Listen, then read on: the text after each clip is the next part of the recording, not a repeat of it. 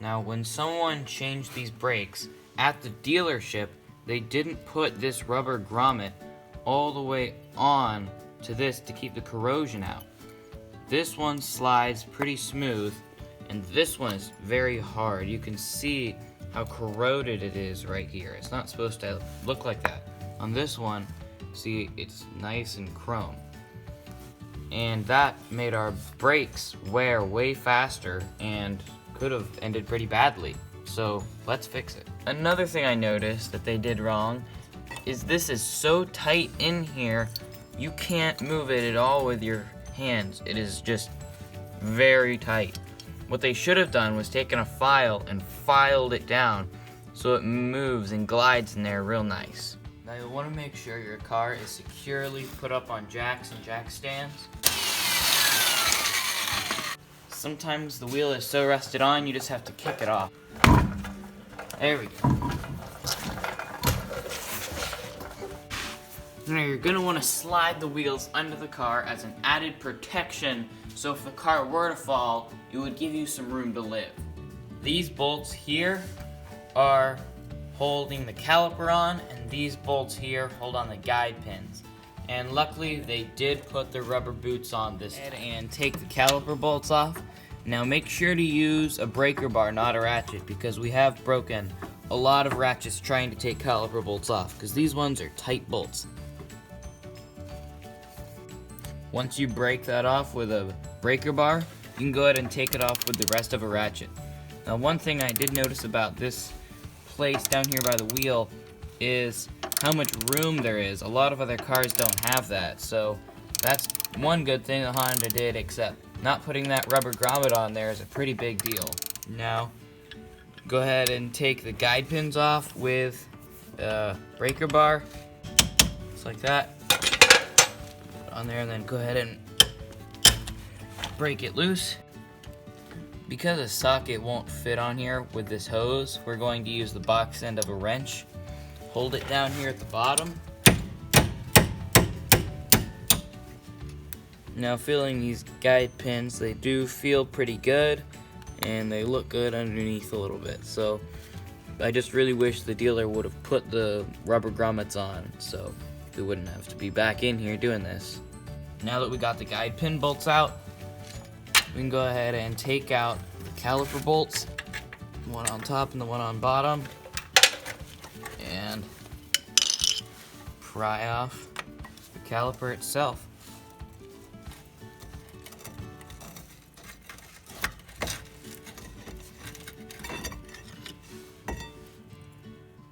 Okay, now that you got this off, this other part just comes off. And this hose here is double layered, so if you let this hang or if you crimp it, you might not know that it's crimped on the inside because it looks good on the outside.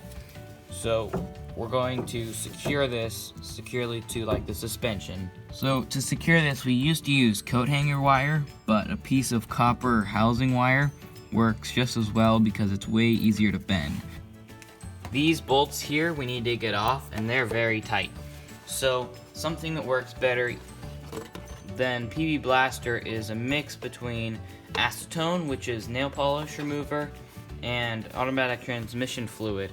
Just do a 50-50 mix, put it on there, and it works better than anything else we've seen. Whenever you put it on, make sure to shake the mixture up, and then just put it on the nuts. These screws here are a number 4 Phillips, not a number 2. You can tell that a number 2 kind of fits, but you'll probably strip it out, and it's not built for it. It is built for a number 4, and just to break them loose a little more, you can just take a hammer, pound them a little bit, and they should come right out. You can tell this rotor here is pretty loose, but sometimes you just have to pound it right there to break it loose. But this one, we got pretty lucky, and it just comes right off. So this car has brake pads and drum brakes, but the drum brakes are only for the e-brake. Now these pads move like they're supposed to, unlike the other ones that did not move at all. Now these here are moving pretty stiff, So we're definitely going to fix that because we don't want the same thing to happen to these that happened to the ones on the other side. We're going to be servicing these, so we're going to very, very carefully pry off the rubber boot and make sure not to tear it, because if you tear it, you have to replace them, because you saw what happens if they aren't fully sealed. So you're going to want to very carefully work that off. Here's a perfect example of why you want to grease these and fit these to fit in there nice. This one we have to pound with a hammer just to get it out.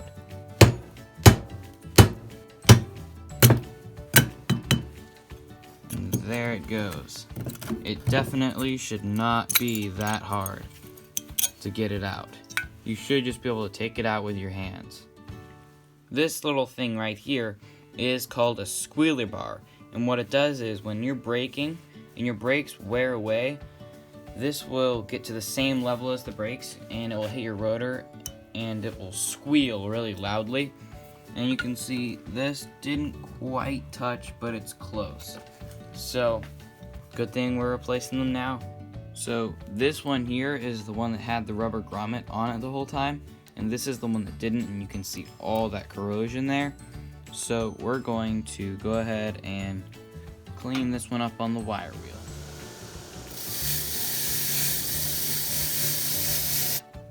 Before we use the wire wheel, we'll just want to use a chisel and scrape off the big scale. Now that we got these all wire wheeled up, let's go ahead and put the grease back on them. With a little bit of kerosene in the guide pin holes, clean it out with a Q-tip, just scraping the sides of it. Whenever you put the new brakes in, you have to push this back evenly, and it should go back very smoothly, and if it doesn't, you might need a new caliper. Whenever you're using any type of puller, make sure you always put grease on the threads just to take care of your tools and make them last a lot longer. With your threads greased, go ahead and take one of your brake pads, put it in there, and it'll act as a distributor, so it is pushing on it evenly, and very slowly just crank this in, and you can see that's just pushing the piston right back.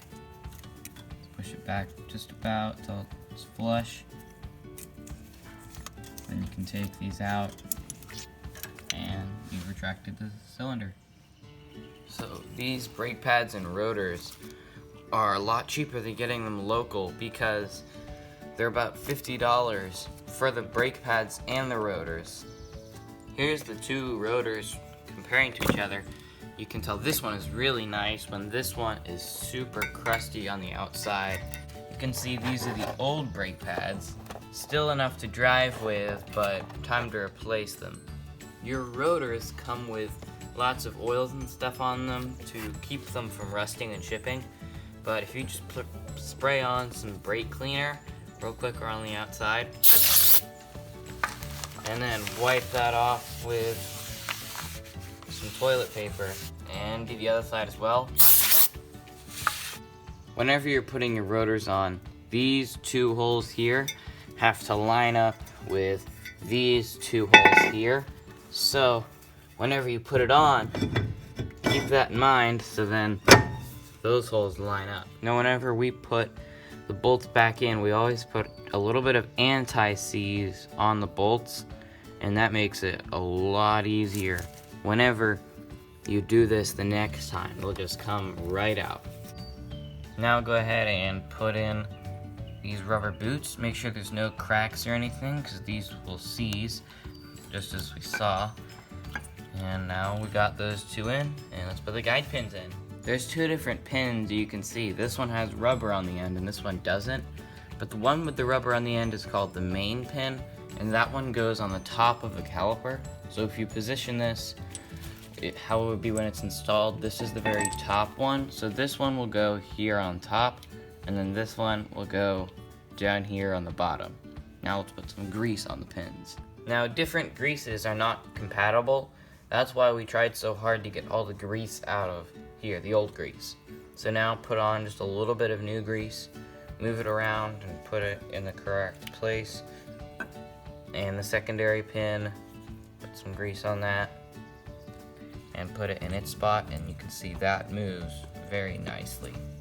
Make sure to put this rubber boot over that, because we know how much problems that can make. On the main pin, whenever you put it in, it's going to be very clean.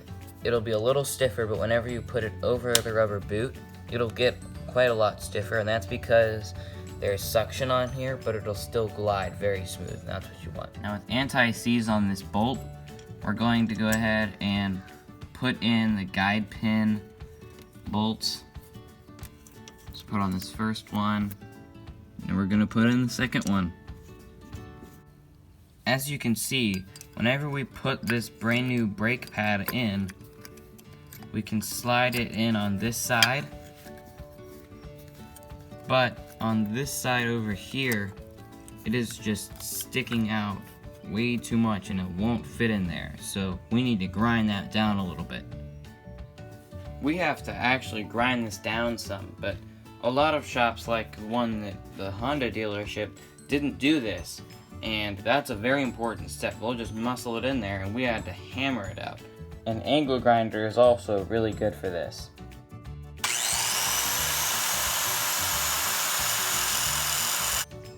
After some extra grinding all around the pins to make sure that they fit, we can take the brake pad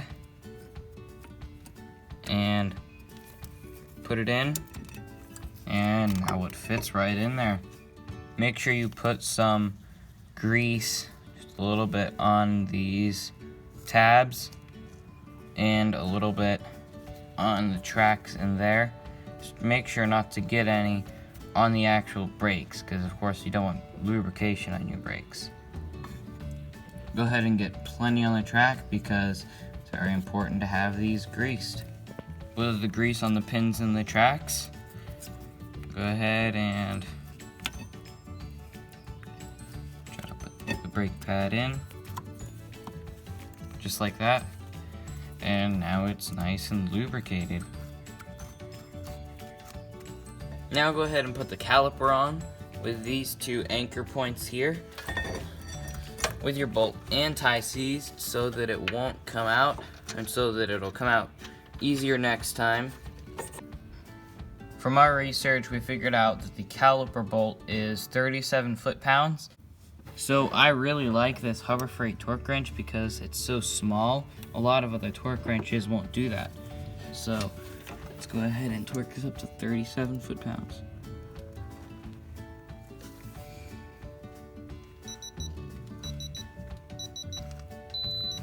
There's the beep. It's so tight in here that the clicker won't even fit in there, or this Harbor Freight one. So I'm just going to have to torque this one by feel. And right there feels pretty good. Now we're going to go ahead and lower the car and torque the lug nuts. So loosen the back knob and make sure this is always at 0 whenever you store it, and that just keeps the tension off the spring.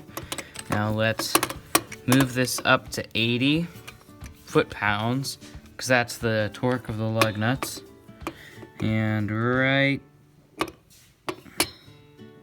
there's 80. So let's torque them. So we'll take it out for a test drive and see how these new brakes work.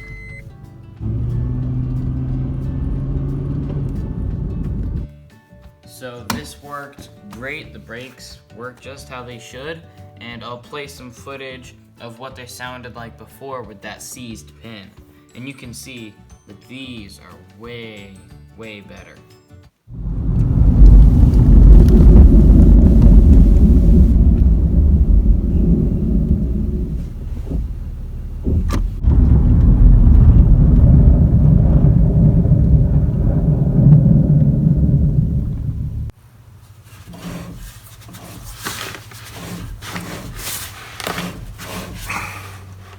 So I hope the video was useful, and if it was, don't forget to like and subscribe, and we'll see you next time.